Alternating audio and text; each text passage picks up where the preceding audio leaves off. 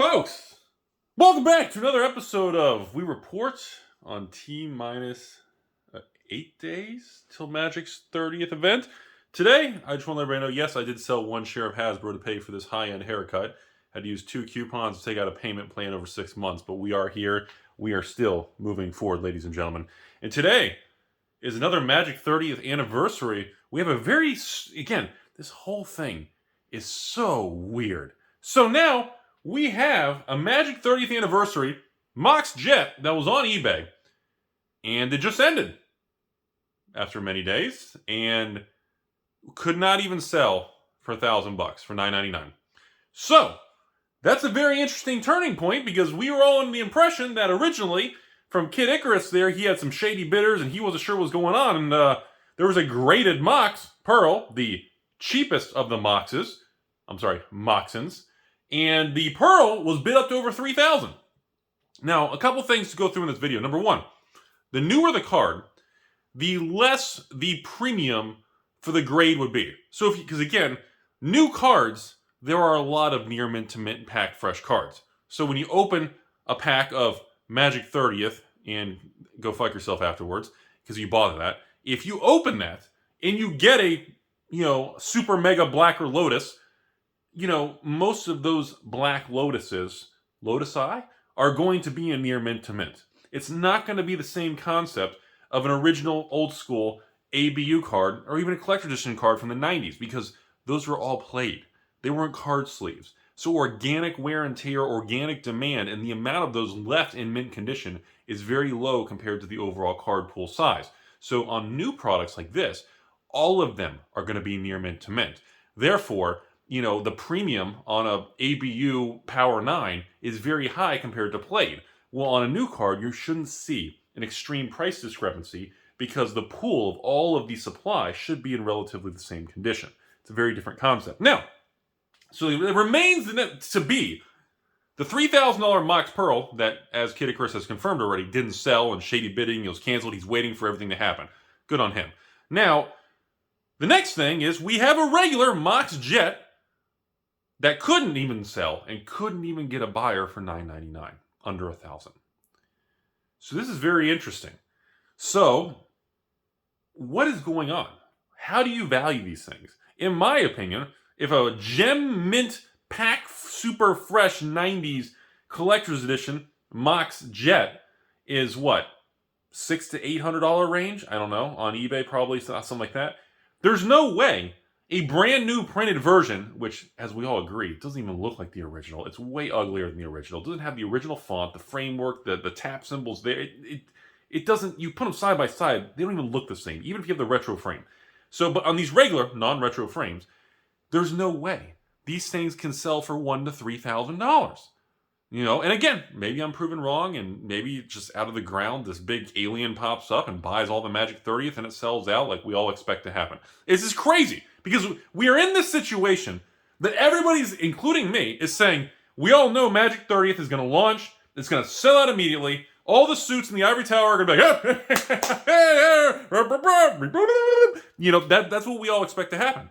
But then everybody you talk to says, I'm not buying that shit. I'm not buying that. But we all know it's going to sell out. If everybody says that, and we all think it's going to sell out, this is the weirdest time. We have 8 more days of shenanigans and weirdness to see how this unfolds. But, okay, next thing. There is a hierarchy in the MOX world. Okay, you have the 5 MOXins, okay? Historically, obviously, blue, the MOX Sapphire, is always the more expensive. Okay? Historically, after that, the Jet and Ruby are considered the next level. They're usually about the same price, okay? Then below that, you usually have like the Emerald, slightly lower, and then at the bottom is usually the MOX Pearl. Okay, so anyone who's been dealing in these cards and putting insane amounts of money and being idiots like me and all in and living the cardboard life, don't be like Rudy. Hashtag don't be like me.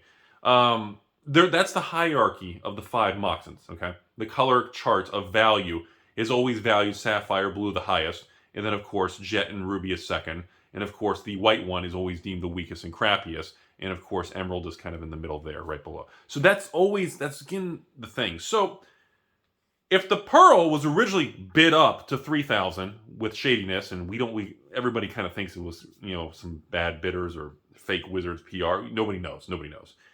And now, a better quality MOX, which is the jet, the black MOX versus a white one, is deemed accepted to be better. And I agree with that.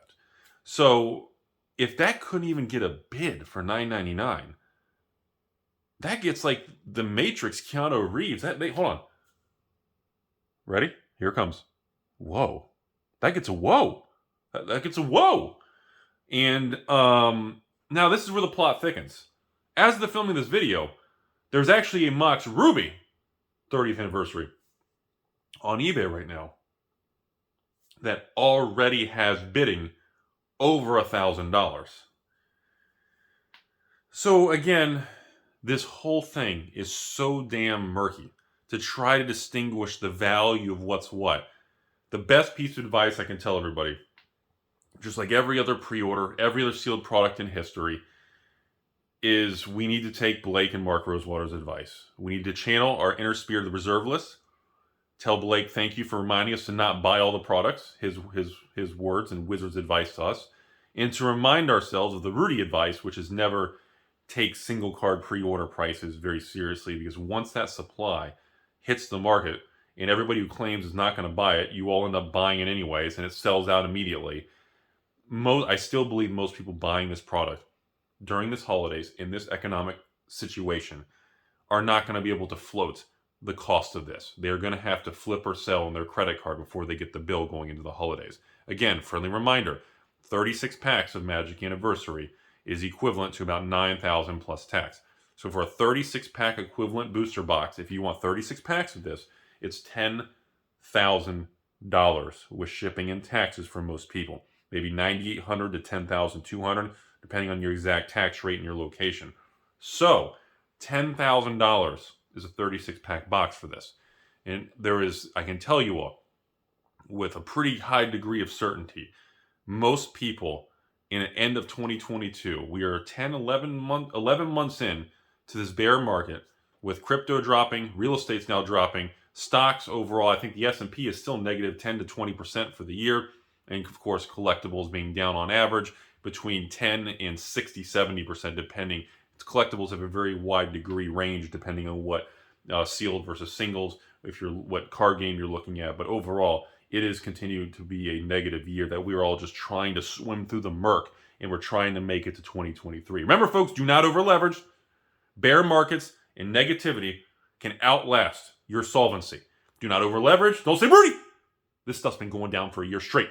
I'm all in, baby. I'm going in. I'm leveraging. I'm calling your wife, boyfriend. We're going on margin. We're maxing it. 0% credit card. No matter how confident you are, there is no such thing as the G word guarantee. And you must always make financial decisions based on the worst probable outcome, but hoping for the best outcome. And you must always be very cautious in bear markets. They can last longer and they can drop lower than your brain can psychologically predict. It's a very cautious thing. So that's my advice this video. As we continue to march forward, we're about, like I said, just over a week from this infamous M30th launch. The pricing remains extremely murky. Everybody claims it's going to sell out. And again, $69 Rudy selling bathwater, naked, hairy legs and arms. I'm here again to warn you all. When this sells out, I'm going to say it over and over until you guys unsubscribe and just bolt. Okay? Hate me all you want. When this sells out, this is officially the green light from corporate to do it again. As they say in Oceans 11, 12, 13. Actually, I think Oceans 12, the second one. Remember, even when people are winning in the casino and there's an earthquake and everyone needs to leave, what do? They go back for more. Once they get the green light, you got to hit them again. Hit them again. Hit them again. And I just warn you all, once this happens, there's no turning back. In the next 5 years is going to be very different than the past. I don't know what the value of these M30 things are going to be. I will remain the same thing I told you all. I have made a policy based on patron feedback, and simply put, what's happening, there will be no box openings of Magic 30th in this channel. And I encourage other YouTubers and people to not do it also, because again, the more exposure you give it, especially leading up to this whole thing, which was engineered by Wizards giving out some packs in advance, getting people wound up, seeing how expensive the secondary market is. That gives fuel going into the main sale. This was all engineered at a marketing Papa Hasbro ivory tower F you in the face attitude. And please take the decision carefully if you're planning on actually buying this product, because the long-term implications are far greater than you can comprehend, and we don't know what the values of these cards are. Even if you can flip it and make money, which most likely will be the case, I encourage you to go to other things during this holidays in sales and clearance on Amazon dumps, buy other things and flip it and make the same amount of money. That's the best piece of advice. If you're doing it for the money, just pick something else. There's going to be plenty of opportunities. Other than that, have a beautiful day, everybody. What a time to be alive. What a time to go